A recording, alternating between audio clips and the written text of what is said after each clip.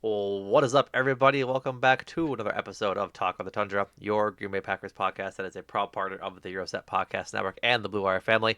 As always, I am your host, Numac, and to bookend the draft here, we have John Taylor coming back to talk about the results and a brief Jaden Reed discussion as he signs an extension. But, John, how are you doing? I'm doing well. I'm doing well. I'm glad to be back. Boy, I'm not gonna lie. I kind of re-listened to a bit of the podcast we did before, just trying to figure out where we were talking about home run stretches. And Yep.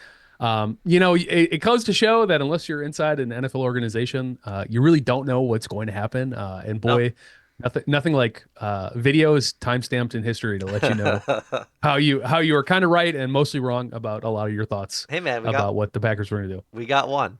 We got we We got got we one. got the dentist. That's better than Yeah, Jordan and I did in years past, where they're just like, we won't draft any of these guys that that we talked about. So totally. But yeah, I mean, it's funny. It's before the draft even started for the Packers, huge news, like you brought up top, the yeah, fact that Jaden Reed signed a massive extension. I think day So of, right? Day of the draft of round one. Uh, Brian Gutekunst says, you know what, we don't have a first round pick this year. I'm gonna make some news anyways, and they give Jaden Reed a 3-year, $50 million contract extension that includes $20 million guaranteed, to lock up what is in essence their wide receiver 2/3 for the coming years, depending on how everything shakes out with Christian Watson and Matthew Golden. Um, I was not surprised that it happened, but surprised that it happened now. Like I was like basically they just like got it out of the way. I figured they would have waited a little longer, and I also could have seen a reality in which they were more than comfortable letting this play out for through the year, even though they usually don't like to do that with guys they actually like want to keep, like Jaden Reed was obviously. But with the way his like sophomore season went with the drops that he had throughout the season, and then last year was a bit of a up and down year considering he was hurt for the majority of it, then never really got his footing afterwards. I was surprised they gave him this money like now.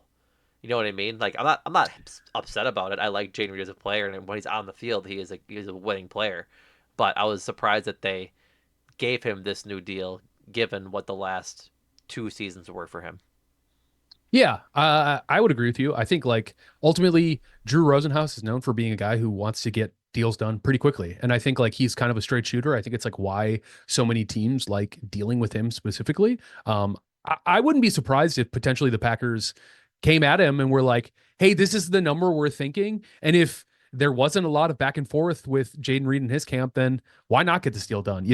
I could imagine that the Packers were probably trying to get this extension talk in early, before all of these new players came in. They also maybe wanted to lock it down because maybe they weren't dying to draft a wide receiver in this draft, and locking down Jaden Reed kind of lets you know that that is the guy that they want moving forward alongside Christian Watson for his final year, which, hopefully it isn't. And then obviously Matthew Golden and Savion Williams. So, the minute they traded Wicks away, you kind of knew they were picking Reed. And so you just want to make sure it's at a number you're comfortable with.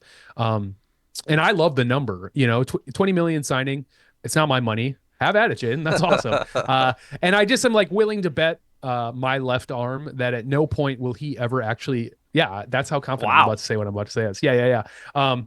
Maybe a bit of hyperbole, folks. I do think that there's no way he's ever going to actually affect the cap at the number of like 16 or 17 million a year. It's just not going to happen. They don't structure contracts like that. So Yeah. there might be some dead money, but they're going to get two, hopefully 3 solid years out of him. And obviously those numbers haven't been fully reported, but I love the signing. I think people forget just how unfortunate Jaden Reed's injuries were last year that kept him out of most of the season. And then you couple that with the fact that he had that huge drop in Chicago, which Yeah. I'm not gonna defend Jaden Reed's hands. There's been many seasons where we're watching Dobbs, Wicks, and Reed just not be able to catch anything. And then the only thing I mean, Watson caught was the injury bug for a while. I mean, So say I'm not going Watson's to, had some drops too, because yeah, literally the first I'm pass not, of his career.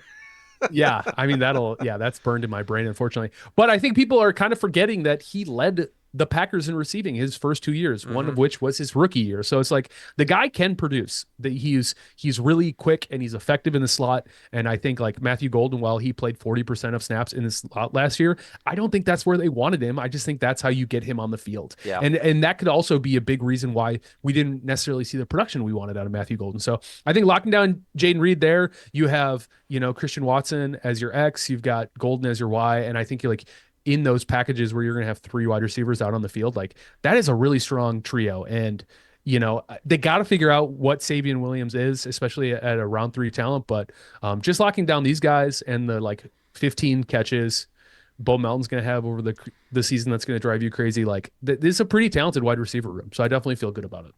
Yeah, it's also the first season in, I mean, I think since Romeo and Watson were drafted, they don't have competition coming out of the draft in the room. Like guys can kind of just like settle and get their feet under them, knowing that they, like guys like Reed and Golden, knowing that they might have had down years last year or weren't used as much as they would have liked. In Golden's case, to just work on their game and actually like work and develop and produce this year, versus having say like a second round receiver or an early pick receiver come in and push you for your job. Like I'm sure competition will be heavy regardless because Christian Watson, if he doesn't get a deal done before the season, will be trying to showcase his talents to get a big deal next offseason. Matthew Golden, first round pick, is going to be wanting to showcase why he was worth it. Like Jaden Reed obviously has something to prove coming off of the last 2 years. Like so, Brian Gutekunst's need for competition in each position room, I think will still be there for receiver without a doubt.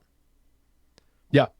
Yeah. Yeah. Yeah. Also worth noting that Goody said that just because they did Jaden Reed's deal now, it doesn't preclude them from doing Tucker Kraft and Christian Watson this offseason as well. So here's to hoping that they get both of those done before July. That'd be awesome. Yeah. Kraft is like 1,000% going to happen. You just don't Yeah, draft a guy like that who is clearly going to be like a top three tight end in the league yeah, for the next several years.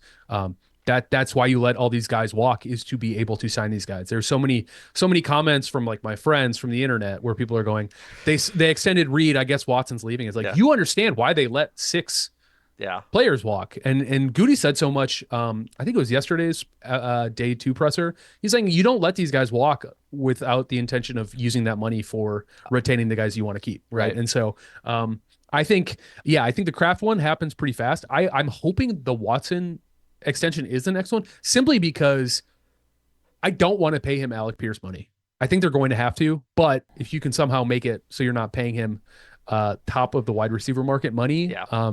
closer to that Jamison Williams one we keep referencing, because Right. that was the previous benchmark. Yeah. I'd feel a lot better about that. But hey, it's not my money. They've clearly have they like Russ Ball is a cap genius. Like I'm really not too worried about them figuring this out. So Yeah. I would. I'm with you on the contract where I'd like him to fall. I don't think he's getting less than Alec Pierce money. yeah, I'd be shocked if he did, based on like overall worth to their offense and Watson's camps. Watson's camp knows how much he's worth to their offense, and that he seems like he's been healthy since he got his hamstring issues fixed. Like, I'd be very shocked if he got anything less than Alec Pierce money. totally. And also it doesn't help that he already did the team a solid by signing Setting the the one one year year, extension right? at the yeah. So he kind of already did the whole like, hey, I understand I've been injured, let me prove it. And then he And they proved just it. absolutely proved it. Yeah, exactly. So we'll see. Like I said, like, what a luxury it is to be paying Jordan Love his contract, Micah Parsons. And it's Yeah, like the roster is talented. They got to stay healthy, but it's like you keep running through this. And this is a fantastic segue to the draft, if you ask me. I just think they were favorites in the NFC for a reason. And if they can get back to playing the way they can with their most talented players on the field, then they're going to be a really nasty team to contend with no matter what. So 100%. And with that, let's get into this NFL draft. As we mentioned, the Packers did not have a first round pick this year. They arguably had the best first round pick this year, which was Micah Parsons, and they'll have the best first round pick next year, as they don't have one next year either. But so Thursday, coming out of the first round, there were a couple guys available. Chris Johnson was still available. Christian Miller was still available.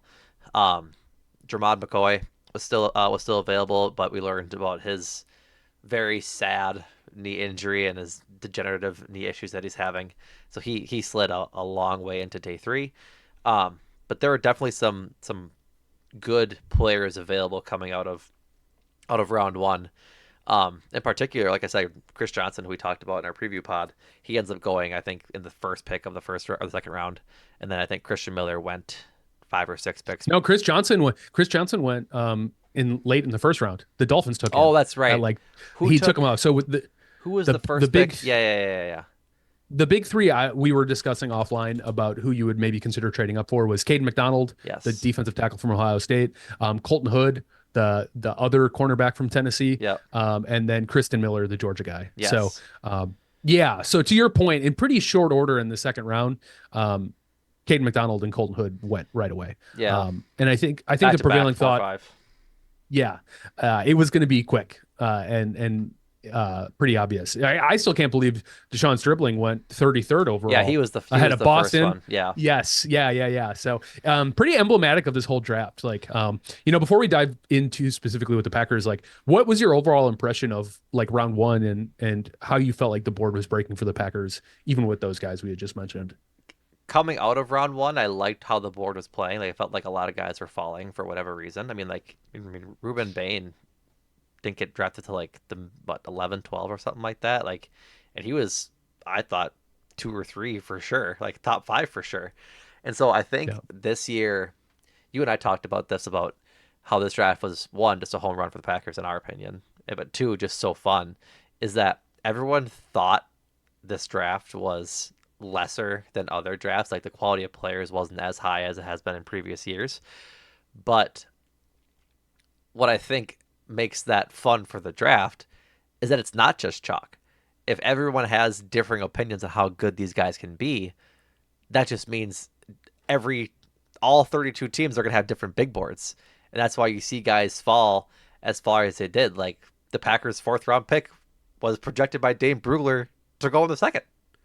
And yeah, so like they get great value there, but I think that just was so much fun overall for the draft. But I think that meant going into um, the second round pick that they had their choice of the guys that they wanted. And I think Goody said as much that there was more guys available at 52 than they um, than they anticipated, just because the board was breaking better than they thought it would.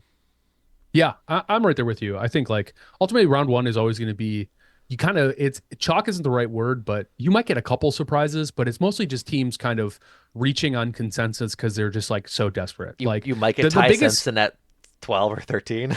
yeah, 13. That's the biggest shock to me. They traded up to get a guy that I just don't think would have even been gone in the first round. And they're drafting the heir apparent, and you can make whatever jokes you want about McVay and that presser, but it's like I understand the process. I don't know if I necessarily love the result in what you give up and but it makes sense. Like Stafford is like one hit away from just not playing NFL football anymore. So if you don't think Stetson Bennett is the guy, which I don't blame anyone in the world for I not, don't think either of um, them are the guy between Ty yeah, Simpson and exactly. Stetson Bennett. Yeah, but you got to listen. The Packers have made a living off of drafting a guy a year or two too early and turning him into an NFL starting quarterback. So Oh, it's like if they sure. think they, if there's anybody that isn't named, well, I guess named any org that could do it, I would say it's a Sean McVay led one. I don't know if I would say the Rams are necessarily good at it, but Right. Sean McVay is a hell of a coach. Like, whatever. That was a big one. I was surprised like I said, that like Boston fell out, but it's like you got a weird run on tackles, you got a weird run on guards. It just turns into a situation where people just start picking players that they're concerned about when they look at their horizontal board. Like, where does the value like fall off a cliff? Right. And this is kind of some fun foreshadowing for the Packers, but the Packers had that happen in this draft too. So I'm not too surprised. I was saying as we were talking about, the Caden McDonald's, Colton Hoods, and Kristen Millers of the world, you and I were going back and forth online about like, at what point do you trade up for one of those guys? And I think like mid to late 40s, if any of them would have fell, they were all gone by like 42. So it was like a non-starter. Like the Packers could not give up the amount of capital it would require sensibly in this draft when you talk about the fact that a lot of the best value in this draft was in the third through fifth round. And so why would you forfeit more of those picks just to get a guy that might be better than the guys you ended up drafting? So Right. Right. not too surprised that way. I will say the Packers already made their pick, but the string of tight ends in the second round might be a case study for years and years to come. Yeah, Just such a weird run. A position that historically has never. I know it's becoming more important, but to be making reaches in the way that some of these guys like what is Jacksonville doing drafting Boriker in the second? That yeah, is crazy to me. But the Packers profit in that situation, and there were sure some do. other pretty hilarious reaches. I will say I'm pretty upset that the Vikings were able to get both Caleb Banks, my guy that I wanted in our mock draft, Yep. and Dominique Orange. It's not my favorite that they Yeah, seem to get. the They two seem to like, G tackles that we were like really, really optimistic about. yeah. And I think like ultimately what I and Goody said as much in the presser, like Dominique Orange does not have an impressive pass set. He just doesn't. Yeah, He's a plugger, and it was the when his agilities came out at his pro day and you see he's like an 8.8 RAS, you say that's like really exciting. But the fact of the matter is like he has not produced and maybe you could blame it on Iowa State's defense. They play like a weird 3-3. Like I'm not saying this guy is not going to be a good NFL player, but you start to understand why he might have really never been an option for the Packers in the second and third round yeah, because of what he can do and what they need out of the position. So, but yeah, I love the draft. I thought it was fun. Some of the bigger swings, like I said, later in the draft. I mean, you got guys like, the Vikings drafted a safety who wasn't even projected to get drafted, and so did I think like the Seahawks did too. yeah. So it was pretty fun. The end of the third round was pretty nuts Pretty in my wild. opinion. But yeah, So, alrighty, let's talk about the Packers' second round pick, Brandon Cisse. Like I said, corner from South Carolina. Spent his first 2 years at NC State, where he played 21 games, had 38 tackles, and 1 interception and 6 total pass deflections. In his 12 games at South Carolina, he had 27 tackles, 1.5 tackles for a loss, a forced fumble, and 6 pass deflections overall. There, 3 touchdowns allowed in his 3 collegiate years, which is absolutely crazy. Um, Obviously, primarily an outside corner. 408 snaps out there this year for the Gamecocks. Big thing with him, he's on you like glue. He's gonna run your route for you and be there to break it up when the ball's incoming. The bit of the rub that some people have, not big on interceptions, only had 2 in his career in college, but take that as you may. I know some people prefer a big ball hawk and some people prefer lockdown corners, and if you can have both, you're probably picking your corner in the first round. But I really like the pick. I like that they addressed corner early, knowing that Keyshawn Nixon and Carrington Valentine weren't going to be the guys they needed to go into camp with. They needed some bodies there. We'll talk about the other one they got later. But considering Chris Johnson was gone, considering Avion Terrell was gone, along with D'Angelo Pons a couple picks before the Packers picked, I'm happy with this pick. Like, could they have reached on Davison Igbinosun? Maybe if they really really liked him.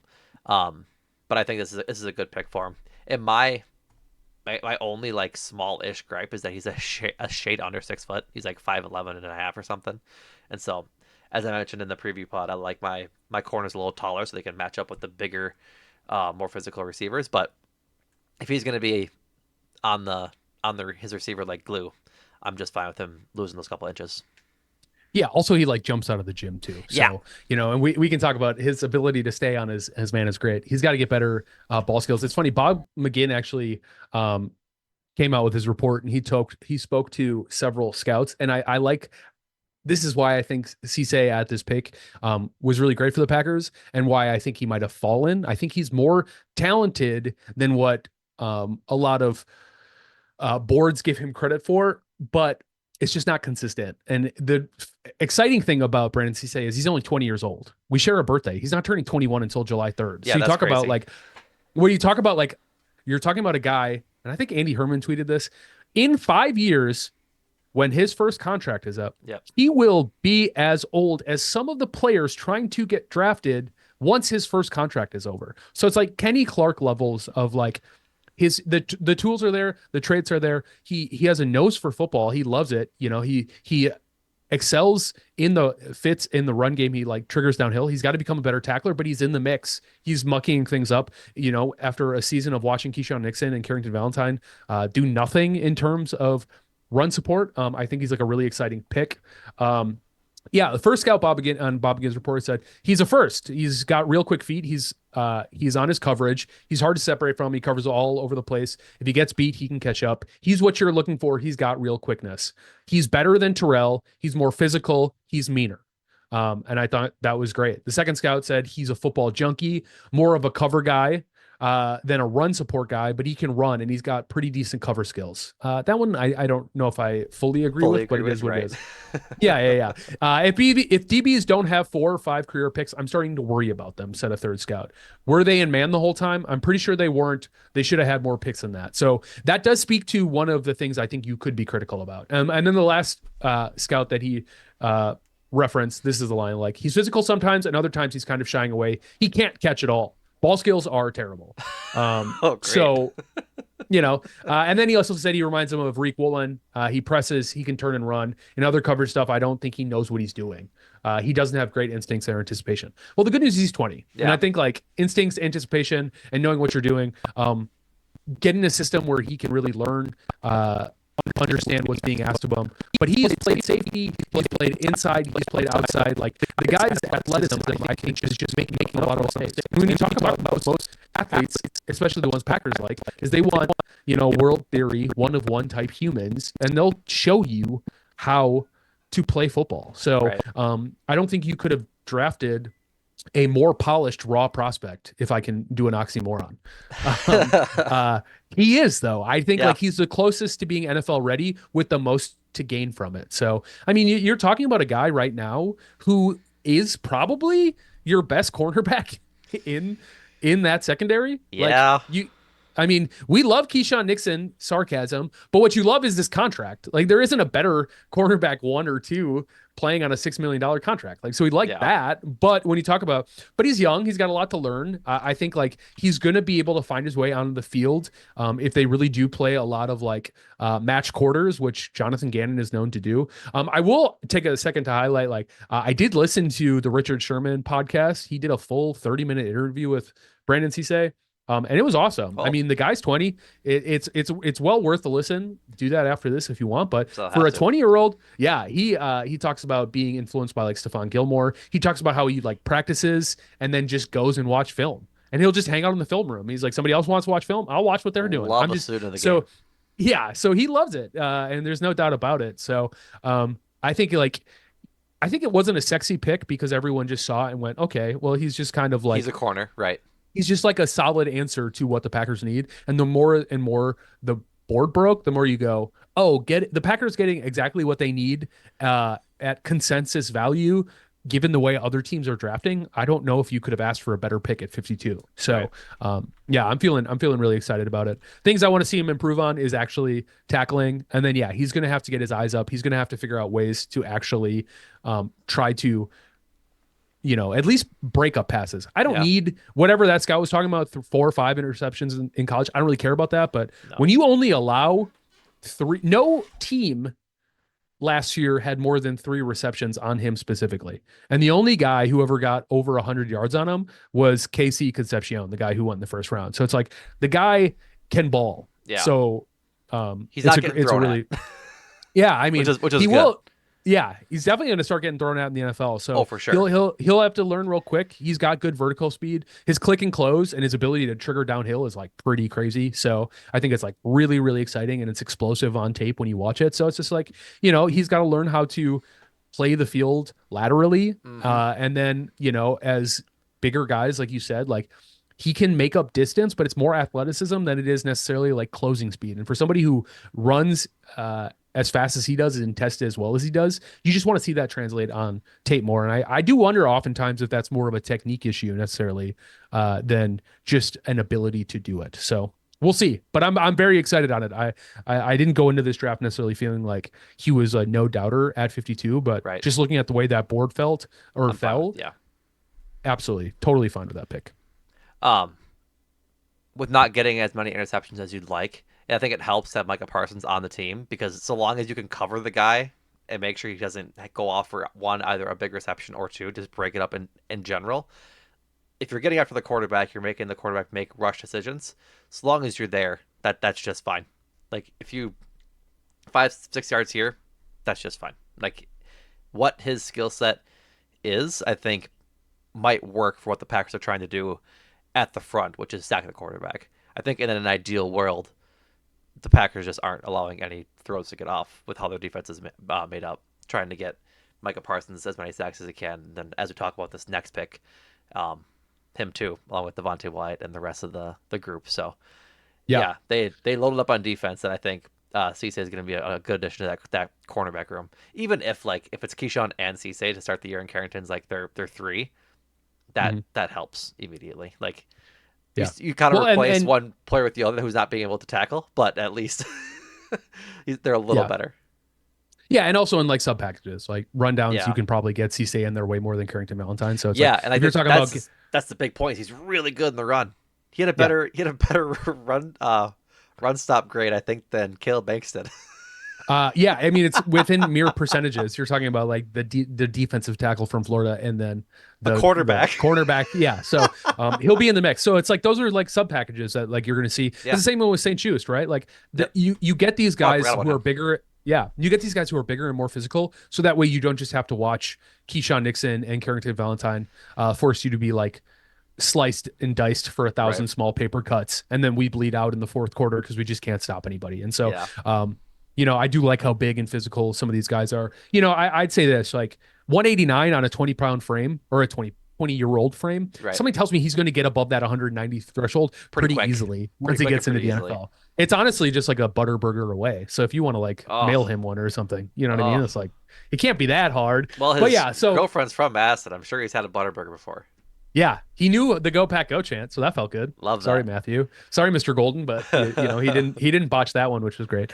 But yeah, you're right. I think like ultimately, like the biggest problem with the secondary last year was that they couldn't create turnovers, and they also got buoyed by how good Micah Parsons is straight up, Right. which is hilarious to say. But Micah Parsons is a one man defensive front, and he really covered up a lot of really bad secondary play from our Yeah. secondary. So Right. I will be very excited to see what can be done with a little more talent in that room. And then obviously the next pick that we'll be discussing. That's right. I'm taking charge. Let's transition to your third round pick after a trade up, trading pick 84 and 160 to another team, the Bucks, correct? Yes. Yes, the Tampa Bay Buccaneers. Yeah, and at pick number 77, the Green Bay Packers drafted your new defensive tackle, Chris McClellan, out of Mizzou. Um, One of what those were your thoughts, guys. Numac? Yeah, yeah, Ah, yeah. big dude. I like my nose tackles. I like my nose tackles large and in charge, and he is Yeah. that. Uh, 6'4", 315 pounds. Just a big dude. 2 years at Florida, 2 years at Missouri. In his final year at Missouri, he recorded 6 sacks, which was equal to or was more than the amount than he had the 3 previous years. Um, 48 tackles and 8 tackles for a loss. His big plus that Goody talked about after they drafted him was some guys can stop the run really well. Some guys can like rush the passer really well. This guy can do both. He graded out really well on PFF in run defense and pass rush. He had a 9.5 pass rush win rate this year. Say that 5 times fast. Um, but yeah, always getting after the quarterback and just purely a specimen. I think what makes this such a fun pick is that we know Micah Parsons gets moved around the defensive line a lot, right? He could be on either edge on any given play, or they could line him up over center to rush the center essentially. If you're putting Devontae Wyatt, Micah Parsons, and Chris McClellan between the guards, that's a lot of manpower to get home Yeah. to that quarterback uh, pretty quickly. So for a team that didn't really have like the depth at nose tackle or along the defensive line, last year, I think they've done a great job in addressing it with one, Javon Hargrave, and two, now Chris McClellan, to really get after the quarterback and just have guys stop running up the middle for big yards. Like that's we've always talked about it. The the rush defense is 9 times out of 10 suspect, Yeah. especially when it comes to the playoffs. And so they were better last year. Like I said, I think Jordan, I talked about the season that it wasn't. Uh, it was a couple of times where they had a rusher over 100 yards or 100 yards rush in a game, but it was always like you said earlier about the secondary. It was 1,000 paper cuts until the defense has been out there for the majority of the game, and they're just gassed and can't stop the run in the fourth quarter.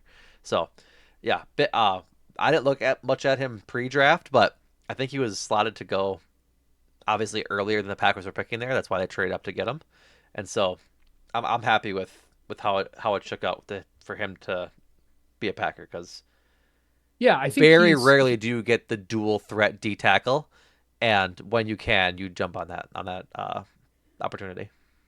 yeah, I'm right there with you. Yeah, I think he was kind of slotted to go late third, early fourth. You talk about a guy, just a couple other things. Like he has 11-inch hands, which is like some of the largest hands. I think Sean Ryan also has 11-inch hands, but you pair that with the fact that, like you said, he is what however tall he is that you said he is, he's also got 34-inch uh arm span. So the dude is just massive, and he also has the length to really kind of muck things up, like you discussed. I think like his physical presence is dominating in a way that, um, kind of like I think every draft pick you're kind of talking about, like there's a lot he can improve on, but just his pure mass and his ability to just kind of dirty things up and still find production at the end of that is something that is like really interesting and I think exciting for the Packers. I'll be honest, I didn't really he wasn't he was always somebody where I thought like, oh, I like what he does. Like looking at the tape, you go like, oh, this is like really impressive. But just knowing that whatever model the Packers are using, um, it is not necessarily favorable to Chris McClellan. His agilities were terrible, like sub 20 percentile terrible. And when you adjust for like density, which is a really hilarious way to talk about a human being, his RAS really shoots up by several percentages. But what nose Adjust tackle? Yeah, adjust for density. adjusting for density is such a funny way to say that dude's big. He's big. That He's big, dude's but big. you have to adjust for density in the sense that like if you're gonna play him at the one tech, which I think he can live there pretty Oh. handedly. You just don't need agilities. Like, why are we worried about a 40-yard dash on a guy who weighs over 300 pounds? I like the pick for this. If you looked at our primer pod, I said to you, like, all we need to do is draft a nose tackle that can eat double teams. Yeah, So that way Zaire Franklin and Edrin Cooper can crash the gaps. And what you did that's was you heard Goody say in his day two presser, we found a guy who has serious pass rushing juice. And I think, like, when you look at what all of the nose tackles did, especially after we saw Kristen Caden McDonald and even like the Caleb Banks of the world go, you mm-hmm. go, okay, there is not really another defensive tackle who has like a pass rush skill set and the production in college, like you said, those 6 sacks to prove it. Goody also said that, and I think maybe Mitch, I forget his name, is the like director of football operations. He's the one that spoke about Chris McClellan in the presser after Goody, and he basically said like it was really interesting. Every time we went to look at other Missouri players, teams that played Missouri, the Yep. only thing that kept showing up was how impressed they were with Chris McClellan. And when we were talking about the horizontal board earlier, this is that foreshadowing I was talking about. Goody kind of said like, hey, he might have been there at 84, but when you're looking at our big board, we just felt like this is the guy we want. This is the guy we think that's going to meaningfully affect our football team. Like, why would we even risk not being able to go get him? So, Mm-hmm. day two or our first day of the draft is like a B plus for me. And other people had said this was not that interesting of a take, but I just think like if we didn't trade the 5th round and we could have just stuck and pick Chris McClellan, I'd probably like it a lot more. Yeah. However, after hearing the way Goody talked about him, it's like great, go get your guy. And Yeah. if you think 100%. he can play 3 tech, you could maybe line him outside in the as a 5 tech if you want to kick like LVN and Micah when he's healthy, actually 2 outside linebacker. It's like there's so much stuff they can do with this guy Mm-hmm. that athletics be damned. Sorry, Ty. And also just the fact I got it in for once. But also just this idea that like they're okay with not taking RAS freaks at nose tackle. They've shown it. They've Yeah, shown that they are, and they think it's clearly uh, a position where they think like you have to show an ability to dominate in college because it's a grown man position in right, the men's league. And I right, think Chris McClellan is a guy who you go, oh yeah, he's going to be able to hang for sure, and for he sure. he can only get better if he really hones his craft and but he really becomes a piece they were sorely needing simply due to the fact that you did not want Javon Hargrave to be playing nose tackle Right, 100% of the time. And exactly. that's really going to unlock him, which does a ton. So, I love the pick for not only who he is as a player, but it really unlocks this defensive line what they're able to accomplish with it, which is obviously something you and I discussed at length about them needing to kind of figure out and suss out. So, One of his weaknesses from Dane Brugler is that he has marginal burst off the ball. I read that. I was like, I don't care. He's 315 pounds. yeah, That's a lot of mass to get moving quickly. Like as long as you get there, I don't care. yeah. Yeah, Oh he tends to like pop straight up, yeah, which that's like the goal of offensive lineman is to get you popped up up. So right. he's got to fight that instinct. Like that is like clearly technique where he Also, just an wins. easily fixable technique. Like Absolutely, that's one yeah. of the And so easy fixes. you want to Put a watch him bar keep at his his helmet level and just let him knock it until he. exactly. Yeah, so you want to keep him lower, right? At 6'4". I know that's probably not the easiest, but you can't give up the body positioning that they're actively trying to find just up for free. And I'd like to see him get stronger in his base to at least be able to eat double teams a little better. Like, that's something like Kenny Clark, you for how much you always wanted to deride Kenny for not producing.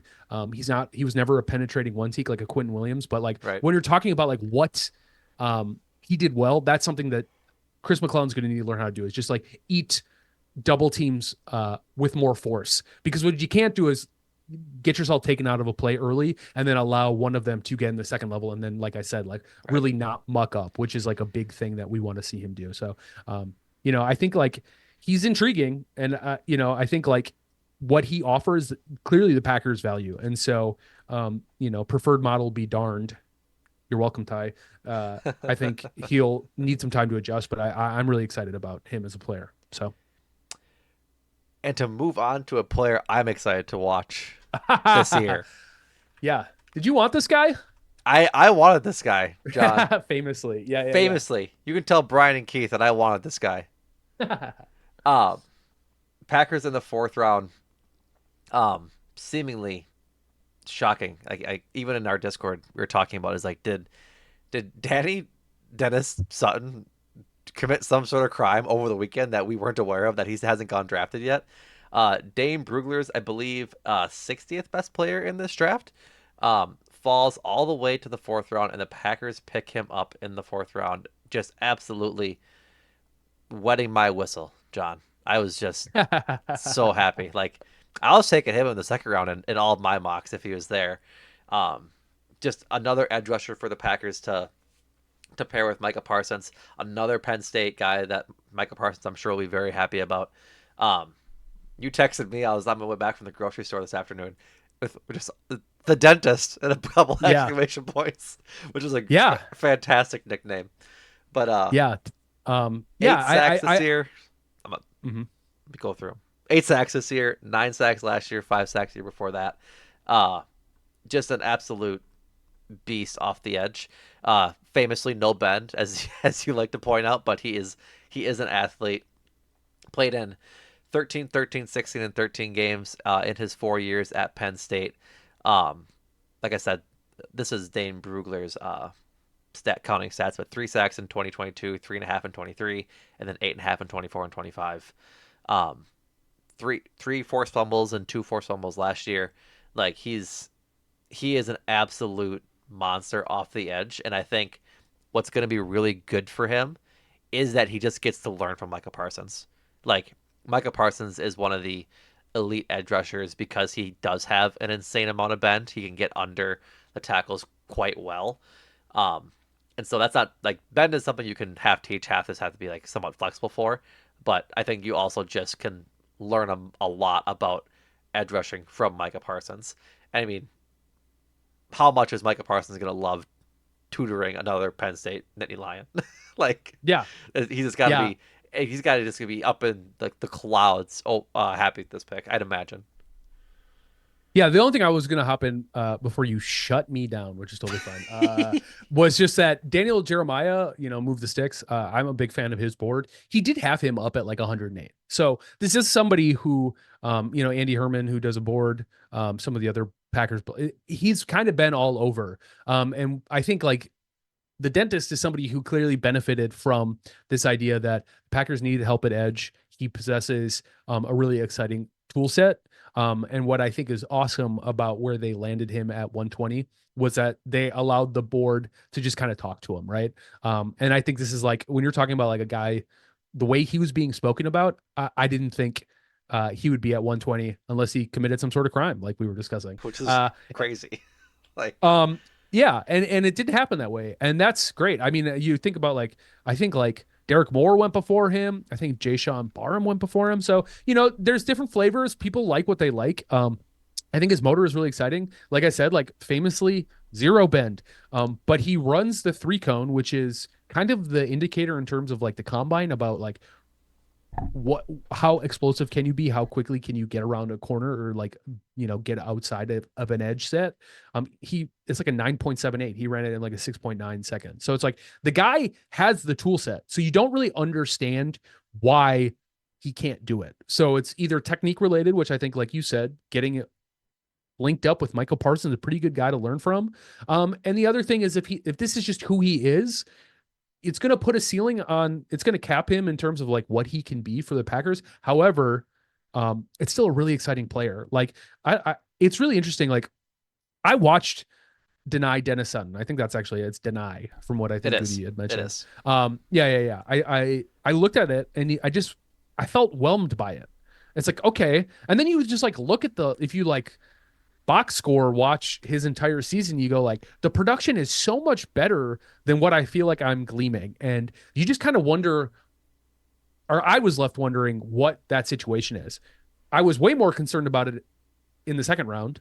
I would have been way more concerned about it, less so in the third round, but in the fourth round I got no question, I got no complaints. No Go qualms. do it. It's like a lot of people said his like pro comp is Kingsley Enagbare. So it's kind of like, you're talking about a guy who can come in, who can hopefully really buoy and push Baron Sorrell as your third defensive end. I think they're going to be fighting for snaps. I think if Dennis-Sutton is the athlete that we think he is, he should be able to win that pretty handily. For sure. However, it speaks to this idea that he's going to have to come in, he's going to have to learn how to be a NFL pro.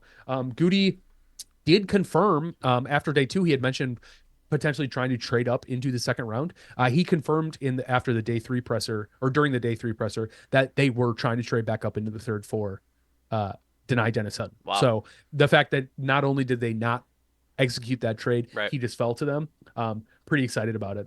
Goody specifically on his response as to why they drafted him, he said, first of all, his production is really, really good. His size, his speed, and I just think he has so much in front of him as far as his best football goes. He said he's an elite athlete. He can bull rush. He can win with speed, which all of his measurables show that. Goody admitted, like I said, that, yeah. So he admitted that that's who they were targeting in the second round or on day 2. So I think that's interesting. Like I said, like you talk about the value that they had for him and the fact that they didn't have to lose any more picks for him. Mm-hmm. It might be the home run pick of the draft just simply because like Just purely on value. you just didn't have to reach, right? Right. And I think like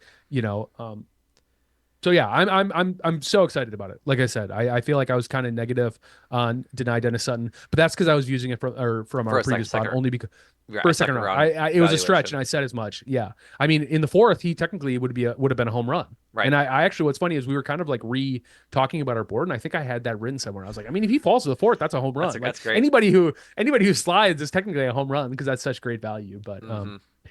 yeah, Uh, I think what I'm most excited about, regardless, is that he has motor. Like he wants to play football. He wants to get after the quarterback and make a play, which was Rashawn Gary's like antithesis to being a football player. He just wasn't a high motor guy, and so you get a high motor guy paired with Micah Parsons who loves high motor guys, and you're just asking for energy to be brought every single snap, coming from those edge rushers.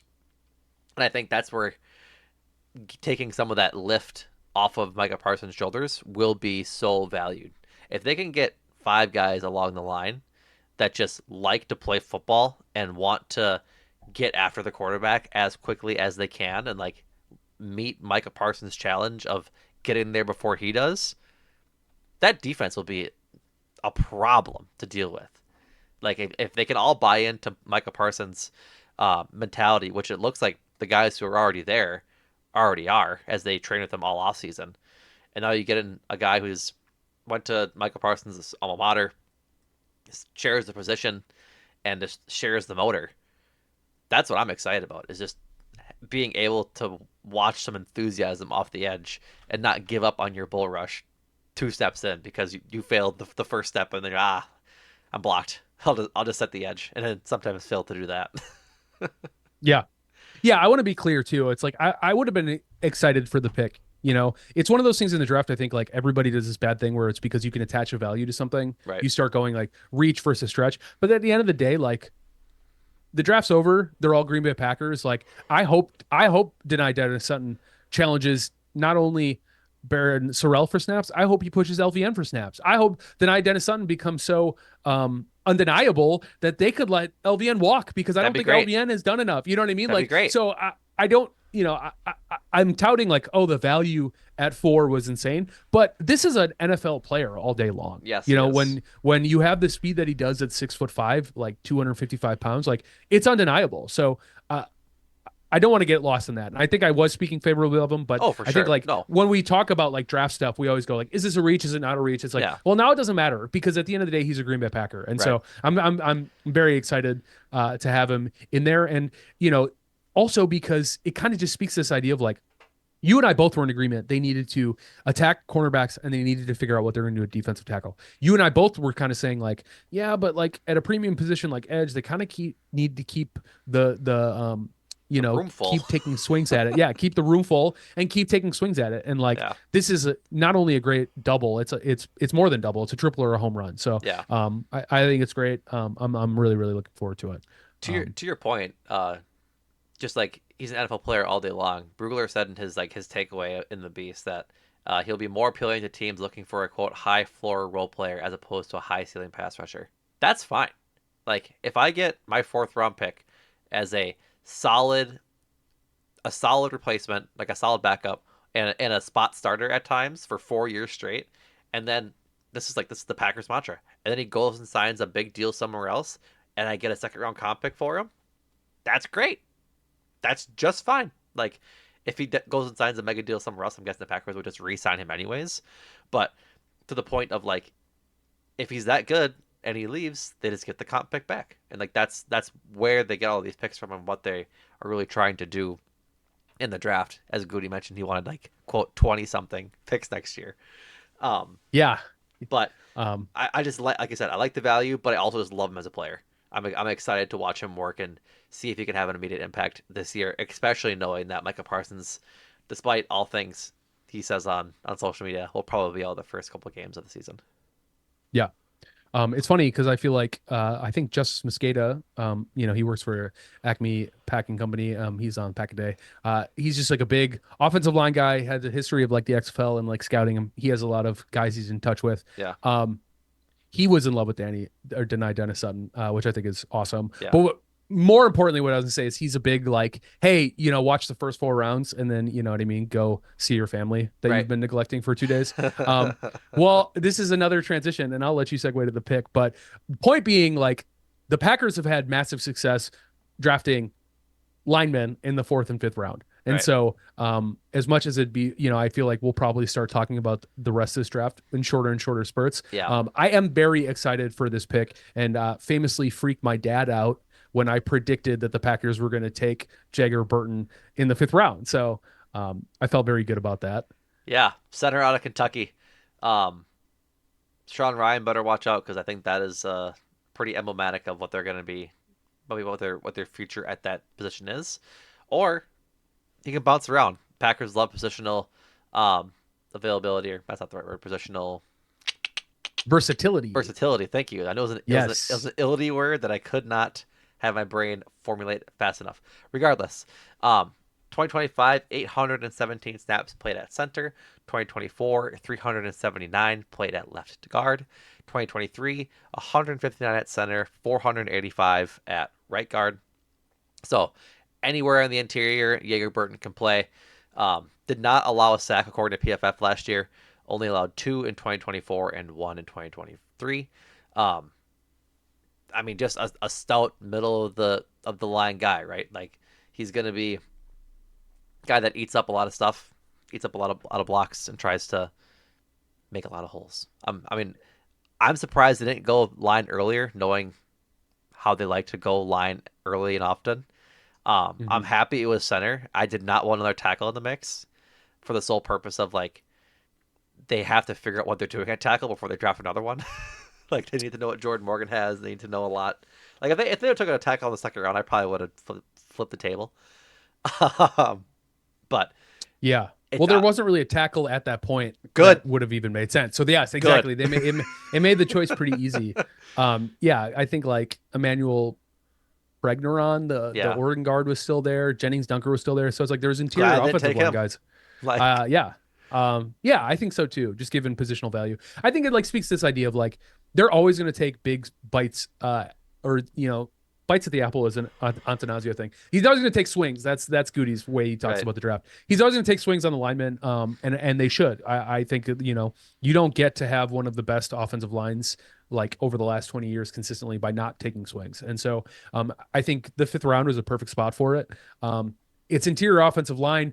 He was announced as a center, but he actually played most of his snaps in college at left guard. yeah, Just shy of 1100. He played 975 at center, and then he played almost 500 snaps at right guard. So this isn't theory. There's so many times we get a guy like Anthony Belton, and you're like, that's a tackle all day long. And then he gets in camp. You're like, but I think he can play guard. And right. Jordan Morgan was somebody who's like, oh yeah, you drop him a tackle, you kick him inside. It's like all this is like theory crafting. It's like Jordan Morgan only ever played left tackle at Arizona. He showed that when you try to put him in anywhere else on the line, it wasn't great. He might have figured it out, but it wasn't great.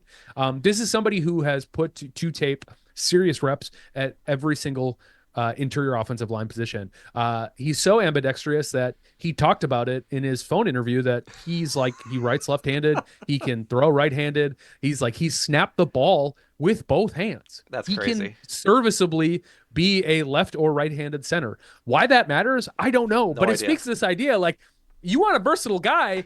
I mean, less, whatever. It doesn't matter. He's versatile, and that's exciting. And what I'm also like is just like he's another just relative athletic freak. Yeah, He has it was like a 9.5 RAS. I'm pulling it up. Um, yeah. But either way, 9988. absurd, absurd. Oh yeah, I saw a side by side with like Elton Jenkins, and Yeah, he has more, and Elton Elton's his own monster. Elton Jenkins was Yeah. 932. Yeah. If you side by side them, they're close in a lot of ways, but I mean, you're just talking about like a versatile offensive line piece that could be an absolute weapon um, up and down the line. And I think like when you look at like who they have as like their swing tackle and Darius Kennard, it you could ask yourself like what happens if Jordan Morgan goes down, but I think like the answer is like, and actually Goody actually mentioned it in the presser. He straight up answered. He's like, oh yeah, we could kick Zach Tom over. Anthony Belton could play guard or tackle. We have Darian Kennard.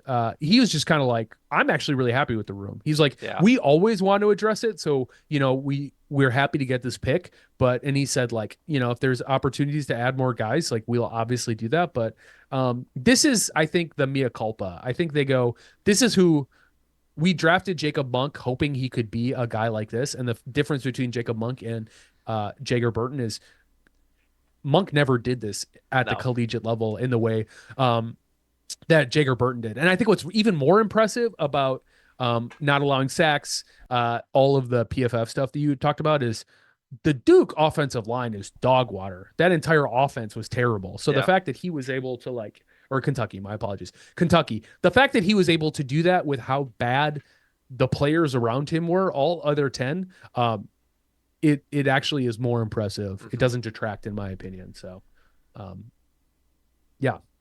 And like you had mentioned, I think like if Sean Ryan, that extension becomes pretty favorable to move off of pretty quickly. Yep. So if he's not the guy, then you say great. I don't I even love mind where, it. Like if they want to just punt Aaron Banks to the bench and move Sean Ryan back to guard, like I have no problem shifting how this line goes if it means you have your five best players out there. If Jaeger Burton comes into training camp and he is their best center, and Sean Ryan is one of their two best guards, they're gonna put Sean Ryan at left guard over Aaron Banks, I'd imagine. Like I don't think they have an issue doing that. Will they cut Aaron Banks? Of course not. He's got an insane contract, and they just restructured it to basically ensure that he's going to be on the team for the next couple of years. But yeah, either which way, I'm fine. I would hate. It's not my money, but in the context of team building, it sucks to have your mega overpaid guard riding the pine. But if your five best guys out there don't include him, and it's like noticeably better, I'm fine with it. Totally fine with it. yeah. I mean, to be fair, I don't think. I mean, you draft Jagger Burton hoping that he could push Ryan for center in a year if you need to. Or Um, or push Banks for left guard. Like right. it doesn't I guess matter. I guess I'm more speaking to. I don't think he's NFL ready yet, and Oh he won't be sure, next season. no, right. So I just mean like the Banks contract might run out before that issue ever gets pressed. And I Yeah, think what is more likely to happen is that Sean Ryan, it might be like, hey, thanks for the stopgap. We got our guy and now he's ready to take the mantle. But you just never know. Like with the tools, like you said, I'm not holding my breath. Aaron Banks gets injured again. They're going to have to get creative on that offensive line. And trust me, they don't want to put Jacob Monk back out there. nope, It seems like John nope. Williams is not a guy that's ever going to play. And Travis Glover, I consistently forget he was a Green Bay Packer. Yeah, So when you talk about how quickly could you see a guy like Jagger Burton? The answer is pretty quick pretty order. quick. But I still do believe the best five are going to be Morgan, Banks, Ryan, Belton, Tom, and I don't think Jaeger is going to push any of them uh, this season. But what if he did? That'd be great. But what if he did, John? What those are called champagne problems. If That you're right? fifth round, if you're fifth round, I can play everywhere guy says put me somewhere. What a fantastic problem that would be. That's So, right. but I do love the pick. I think it's great. It's like such an obvious Packer pick all day long that it's kind of funny that people are trying to talk themselves into other interior offensive Yeah. line players. So This is so off topic to like even. I should just wait till the end, but I'm gonna forget it again. You do it. talked about a Packers pick, and you asked me what surprised as we started the pod, things that you were surprised about, or like themes that happened. I saw someone tweet about how the Dolphins needed a safety, and they had a generational one fall in their lap, and they proceeded to trade out of the pick, trade back, and take a lineman. Oh yeah, It's like yeah, yeah, you can yeah. tell that John Eric Sullivan and Jeff Apley are running this show in Miami. Yeah, it's definitely Packers South for sure. Packers South. There's there's a lot of whispers all of a sudden, like I think after we did our draft pod where people are like, hey, we should probably start. I think it was Justice who pointed out first, and then it kind of caught on wildfire. Everyone was like, we should be paying attention to what the Dolphins are doing because it's pretty much the exact same brain trust and school. They're and you sure as shit they drafted a bunch of players that I think the Packers would have loved. Yeah, They hosted a bunch of top 30 visits. I bet you they were swapping notes.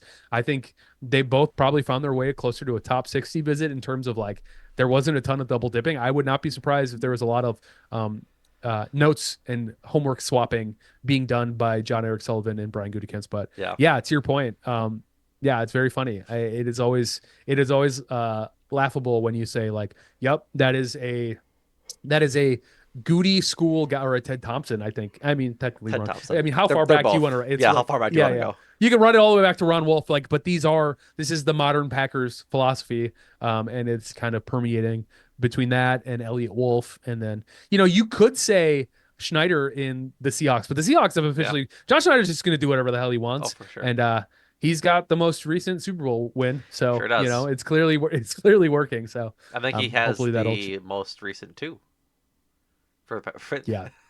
Yeah, don't remind me. Okay, I was sadly enough. yeah, Um, Sag. uh, last two picks, we'll go through them in pretty quick order. Um, Packers' first sixth round pick was Demani Jackson, the cornerback out of Alabama. Um, another guy that just doesn't really allow passes to get into his catch radius. Only one TD against him in 2025 in what looks like to be 21 targets. 16 of those were caught, but only for 135 yards. Another primarily outside corner. In 2024, one touchdown, two interceptions, and then two interceptions in 2023 at USC as well.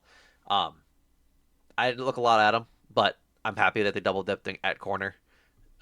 This He'll be a primarily special teams player um, for his first probably year or two, but seeing him develop would be pretty fun. He's 6'1", a shade under 194. He's 23 and a half, so a little older, but I don't mind the experience of having played at multiple D1 schools in USC and then Alabama, to really, just like I said, rack up the snaps as well as have that experience under his belt as an outside corner. I think there's two different like Ye- camps for that. Like if you're young and experienced and still really good, like Brandon Cisse is, that's great. Like I'm very happy to see you develop into an NFL player.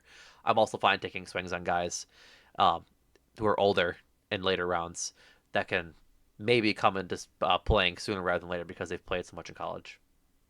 Yeah, at some point you just kind of need grown man bodies, and Right. Domani Jackson could probably do that. He got injured. Yeah, I think like you had mentioned, like this is going to be a guy who makes his way onto this football team by way of playing special teams. And I think he's like more than comfortable doing that. He was on his phone interview. He was quoted as saying, um, he had a big injury early in his career. He said that perseverance just coming in every single day and something happens, but oh well, just have to figure something else, make you feel better about that injury. You just work hard as possibly you can, and eventually it'll work out. And then he also goes on to talk about when he got benched in 2025, said you can't control what happens. You just got to go to 100%. You just got to go 100% in every situation, whether it's special teams, supporting your team on the sideline, or if you're on the field, just attack each and every day like you're playing. So between that injury and just getting benched, it sounds like a guy who's gone through a lot of adversity in the NFL. And I truly do believe some of these later round picks, people who have not been told that they were going to be just like top tier NFL talent their entire life and struggle adversity early, and they find a way to overcome it and make their way onto a football team or into the draft. I think it matters. And so, do I think he's going to get a ton of playing time? Probably not. You talk about like the guy like is it Kalen King, the guy we drafted from Penn State a couple years ago, who was like a seventh round pick, and you thought to yourself like, oh, this is a guy who fell down the boards. He still hasn't really sniffed an NFL snap, and part of that is just due to the fact that like he fell for a reason. Right. This could just another body, but when you talk about fielding special teams, like if he knows that this is going to be his way to get on the field, then I got no problems with this pick. And this is your opportunity to really kind of uh, give it to me for the millions of mock drafts I was sending you. But Damani Jackson was somebody who late I just kept picking. The Yeah. way the board kept falling for me, and every single 1,000 mock draft I sent you, I was like, maybe double dipping early doesn't make as much sense as we think it does, given the talent of this Oh, draft. for sure. And so Damani Jackson later in was an obvious choice. You talk about like Alabama being like a blue blood program. DeBoer, even with the change, like they have had stout defenses. So do I think he's going to really do much for the Packers? Probably not. But in the sixth round, you kind of don't have to. And if he can, like you said, I mean, if if you can beat kind of, Carrington, that's a plus. I don't think you can. Carrington Valentine is a good NFL cornerback. No, He has that's what I'm saying. If he's yeah, Carrington, like that's a plus to be in the sixth round. yeah, As much as we yeah. talk You're about right. Carrington, he's a good NFL quarterback or Yeah, cornerback. Yes, he is. He has like egregious flaws that we talk about, right? But you're right. but at the end of the day, he is an NFL cornerback who they drafted in the seventh round. I forget that he is drafted. I mean, I guess like Like I said, like it truly is a thing where it's like, yeah, he became a Packer, and I just kind of forgot that he did. He is like, you're right, absolutely. he's He a can become. success story. So if Demai Jackson is that, that's fine. I hope Yeah, we don't have the same complaints that we do about Carrington, but that's neither here nor there. If he develops into a starting corner for this team, that's good. yeah. Yeah, I think like the way the last couple of years have gone, I don't think anybody ever wanted Carrington Valentine to be playing as much No, and I snaps think that at a that boundary as you want. right, So that's the point yeah, is that they were thrust into that position for no good, not no good reason, but through a variety of reasons, primarily Eric Stokes and Jair falling off a cliff. And Yeah. so, either which way, Damari Jackson, a good pick, and probably see him on special teams a couple of times, if not practice squad at some point in his career. Packers, their last draft pick, they move up out of the seventh round with their two picks there to move in at the end of the sixth, as you put it so hilariously. They clocked in late and clocked out early Yeah. with He this showed up late draft. to the party and said, I'm out of here too. Yeah. Draft kicker Trey Smack out of Florida. Uh, Shout out to Keith in the Discord for grabbing his stats from his collegiate career. Um, Over his career, 13 of 16 from 30 to 39 yards, 13 of 18 from 40 to 49, and 10 of 13 from 50 plus. One missed extra point on 98 attempts, and no missed field goals inside of 30. Um, After the draft was over, Goody was doing his press conference, and I don't know if you saw this, but it was very funny. Bill Huber asked him how do they scout kickers, and Goody shrugged his shoulders and said, he didn't say anything. He shrugged his shoulders and then put up the "it's good" sign. Yeah. Yeah. He laughed and then proceeded to say, obviously, like they're all Right. trained to deal with specialists. But yeah, I mean, at the end of the day, like you can't argue with accuracy, right? I mean, that Yeah. is the name of the game. You can't lose the types of games in high leverage situations that you did with McManus, Yep. Anders, And like Goody said Carlson. as much. He said that McManus has had Yeah. a good like career for them in Green Bay, even if the Chicago game was bad. Like he said as much, understanding that the Chicago game wasn't his best performance. So, Yeah. um, another kicker battle coming into training camp. We'll see how it goes. Um, I'm curious that they drafted one. Like whenever they draft one, I'm always curious like how much they do value him being a draft pick versus the established guy in McManus. Um, Yeah, he quoted it was honestly one of the more interesting quotes he had. He was just like, "Yeah, you were looking at the seventh round, the value that we would have gotten in the two picks where we were picking, and we just said, why don't we turn these picks into our number one kicker on the big board?" So it truly was just a situation where they were looking at it going like, any of the guys that I think they want to get to round out the roster at the end of the draft, they probably were looking at undrafted free agency. And I was joking about like clocking out early, but they're probably just going like, why don't we take like we're going to draft two guys who probably aren't even going to meaningfully affect the roster, and then you turn those picks into somebody who is it's truly the only position that late in the draft where you go, this guy could start. We were just talking about how like right. Damani like is like got a Sisyphean like effort of like finding his way onto starting for the Green Bay Packers. And Yeah. this guy just has to just like continue to bomb balls at like 60 yards plus. And it's like he'll be starting week one, with that competition. So Pretty much. I'm not saying you should trade every seventh round pick for a kicker, but in this situation, like how many, you might have done 900 less mock drafts than me, but it's like towards the end of the seventh round, I was sitting there being like, these picks suck. Who cares? Yeah. Like I couldn't even pretend to be interested. I So was I interested definitely, in Keyshawn James Newby, the New Mexico State edge rusher, yeah, but yeah, that's the only one. Just because like yeah. if I couldn't get DDS in uh early rounds and like I just didn't get an edge rusher, he was like a guy I Mhm. was taking a flyer on at the edge. But Yeah. yeah, he's definitely Well, still and a there was seventh round pick reports that yeah, and there were edge rusher. reports that the Packers really wanted Michael Heldman, who's like Yep. the edge rusher from Central Michigan. So that's a guy that you could look at, and this will be a nice segue after this. But I just like to pick. People are complaining that we traded our last round picks for a kicker, and it's like, who did you want instead? Yeah. Like Who that you think actually was going to matter? what It's tape are like you grinding? yeah, and the answer is none. You just got told that you shouldn't draft a kicker, and so you're just mad. And it's like if he truly was their number one kicker with a bullet on the board, then it's kind of like the McClellan pick. Then go get your guy and let's call it a day. So we'll see. The Locked On Gators podcast host Yep. texted Peter Bukowski saying, "You drafted Trey. What is it? Trey the Goat Smack. I'll literally." Other things like I'll literally die for him, and he is an absolute maniac. So, yeah, I love a good personality. Who doesn't love a cult favorite, especially at the kicking position? So, hopefully he can come in and challenge McManus because, like, I don't think McManus is the long term answer. When you No. saw him get that extension, you kind of got nervous, but it's like this is a classic conversation. They don't have contracts that they can't get out of, and so I think there's a world where if Smack is really the guy, then they'll eat the money and they'll move on from McManus, and I think that is like a win-win. Um, any way you slice it. I forget who the actual mentor is. I wish I could find the tweet, but he also mentored Mason Crosby. So there he got taught how to kick from one of the better ones. He was a '90s kicker. He's pretty popular. It's irrelevant at this point, but I'm excited about the competition room, Um, or the competition that's going to be in that room for sure. my favorite thing about him is his Instagram post that has him wearing sunglasses with the gator smoke around him. And it says, "The only law I respect is Newton's first," which for you non-nerds out there is an object in motion must stay in motion, which is an insanely hard Instagram caption. Yeah, Uh, yeah, oh, I love it. Yeah, he's a confirmed psycho. So if he can kick the ball well, he'll have a fan in me.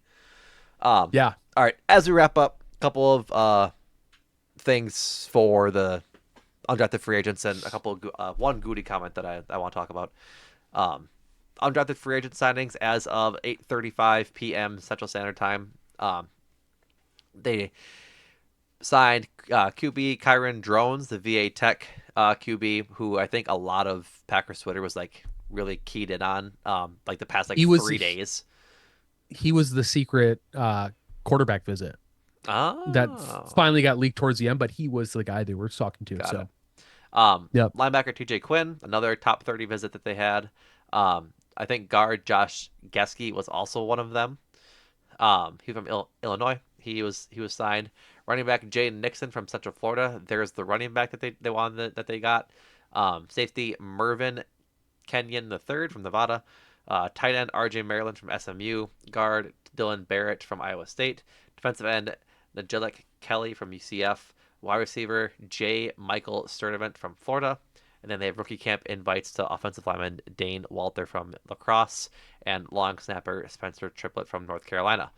Um, to go along with the undrafted free agents, Goody said that there was only one thing he wanted to do but didn't. It would have been adding a Y tight end.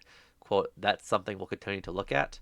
Uh, that kind of tells me that they're not the most happy with Luke Musgrave and how he has had his role develop on the team. So maybe that is RJ Maryland's role as an undrafted free agent is to see what he can do as a Y tight end and and push him out of a roster spot maybe. Yeah, I think that's like potentially the only position that I think I would have liked to have seen them attack. Yeah. Only because I thought there was a lot of good tight ends. The run at which they went was absolutely absurd, though. Yep. And looking at the fact that they were able to get denied Dennis-Sutton in the fourth, I'm like, well, I don't want Sam Roush over that. And then like Right. what the Bears reach for him. The second, I There was think, right? some, yeah, there were some later draft pick like RAS guys. Like there was a guy from Wyoming. He did end up getting drafted. He was somebody that I was like mocking a ton. I forget what his name was. Doesn't matter. He's not a Packer, so I don't have to think about him ever again. But there were some opportunities there. Most tight ends early are bad. So, I would have liked to get somebody in who's a Y who could probably potentially affect the Packers' plans next year. Yeah. They're not going to offer any sort of contract, Luke Musgrave. He just ain't it. No. And if he was better at finding his footing and actually could look like he could run after catch, maybe that'd be a different conversation. But Right. you just can't sign a guy like that. And so it's something to keep in mind is who was tight end top 30 visits. It's like they got Wiley when the Seahawks let him go. Right. So it's just kind of one of those situations where it's like they're going to keep monitoring the guys. The Packers tend to bring guys that they like back into the fold, Right. whether it's through drafting or free agency or trades later in their careers. So definitely something worth looking at. I did think it was interesting how quickly he copped to that. Hey, we would have loved to have gotten somebody, Yeah. and we couldn't do it. So I also don't think it's worth like giving Musgrave a contract when you're about to give Tucker Kraft a big contract. Like just give Kraft all the money you'd give to Luke Musgrave and then some, and then just draft one yeah, next year. yeah. I think Ken Ingles put it best. It's like the most one or the other like series of positions. Like I think I may have said it earlier, but it was like Watson over Dobbs. Yep. It's Reed over Wicks. It's Kraft over Musgraves. It's like very obvious. You took a lot of swings, and something tells me it'll be Brandon Cisse over Damani Jackson. I could be wrong, but they didn't really double dip in the way that you'd expect. But yeah, the only big signing that I think is like kind of interesting is obviously Kyron Drones you brought up. It's cool that they brought in TJ Quinn, who was a top 30. J. Michael Sturdivant was like Dane Brugler's like 30th, like 29th ranked wide receiver, Yeah, which, is like a 6th round grade. So the fact that they were able to bring him in as UFDA is cool. perfectly fine. Who knows what it means, but you just got to get bodies in these rooms. Yep. So, you know, we as a Some team that's guys been got to play in the complaining. preseason too. Yep. And the way we've been complaining for years about why do we it's like we have 4 wide receiver number 2s. It's like a little more rank and file in the I room agree. is not going to be a bad thing, Nope. especially when you talk about the fact that like Sky Moore's on the team. And he might get some we didn't even talk about him, Yeah. so the wide receiver room is not hurting in the way that you think, but after next year all you have is I guess Reed Gold. It's getting better. Reading Golden Before now, go right? Before yeah. the extension. Before it was a lot making me a lot more nervous, which is like why you were hearing us talk about like Ted Hurst and Bryce Lance and Yep. all these opportunities. But more than anything, Where did I'm Bryce stoked. Lance I go? like Jaden. He ended up going. I don't know. That's a great question. He ended up going later than you think, which is, um, Let's man, see. I would have needed to spell Bryce Lance right to be able to tell you. I'm doing the very bad. Chargers in the fourth I round. do love that for them. Oh my goodness. Yeah, Okay. a big body because they got a lot of small boys running around Yeah, out there. So it'll be nice to see him just get a big target. that's right. Oh yeah. Wait, hold on. Go ahead. It was the Saints. Sorry, not the Chargers. I hate. The Saints. I like that less for them, Yeah, especially it was the because didn't Saints. they just draft? They drafted Tyson. Yeah, yeah, I like Tyson more than Lance. I think. yeah, Or for sure. sorry, Lance more than Tyson for the sole purpose of like I'm horrified by Tyson's medicals, but that's just me. Oh, sure, sure, sure, sure.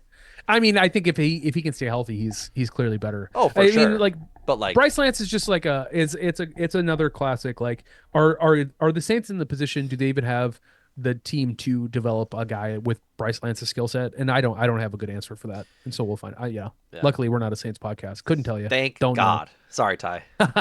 Yeah. Sorry, So, Ty. all right, folks. That does it for this episode of Talk of the Tundra. Uh, we appreciate you listening.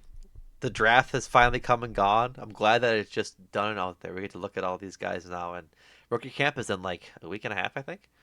Um, so it'll be exciting to see these guys right away. Um, at Lambeau at the practice center, just ready to get to work. So for all things GSPN, go to gspn.info. Go check out Ty and Rohan Eurostep as the Buck season has ended and they start looking at whatever the Bucks could do with the draft, wherever they're going to pick. As now as they talk about Taylor Jenkins and his tenure with the Bucks, will Giannis stay? Will he leave? Who's to say? Um, but a lot of good things happening at GSPN. So that does it for us, folks. Thank you again for listening. We'll be back in your podcast feeds very soon. John, thank you. No problem. Thanks, Numac. See ya.